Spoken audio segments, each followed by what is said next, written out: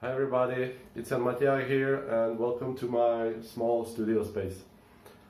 Today we are going to talk about underpainting. I will explain to you how to use thin layer of oil color to execute the underpainting stages. I also try to explain what is the use of underpainting. Underpainting serves to outline the first details as well as to distribute the lights and shadows and to determine the individual tonal values in our painting. Never set the number of underpaintings in advance, however. 2 layers of umber applications are usually enough to achieve a well-detailed underpainting, but for more complex still life or portraits you can do even more layers of underpainting.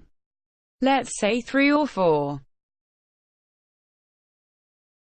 Underpainting serves to outline the first details as well as to distribute the lights and shadows and to determine the individual tonal values in our painting.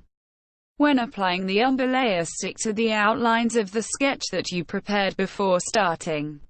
During the application of the first layer, focus mainly on the details of the drawing but partly on the tonal values of the painted objects. During the painting, always compare each tonal value. By adding or removing medium, we regulate the transparency of the umber. In the darkest parts of the painting, avoid heavy color deposits that may cause the color layers to crack later.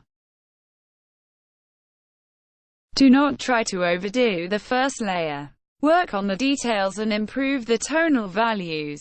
Leave some detail work until the next umber layer. Note that during these layers, we can basically only darken. The monochromatic underpainting usually follows the imprimatura. Burnt umber is a fast-drying paint suitable for glazing layers. The amount of pigment, and thus the resulting transparency, is achieved by removing or adding medium to the mixture. While painting, we constantly compare the values of the individual elements that we are painting. The technique of underpainting is based on the principle of the dry and wet brush. This means that we apply the paint with one paintbrush and mix the paint with the second dry brush directly on the canvas.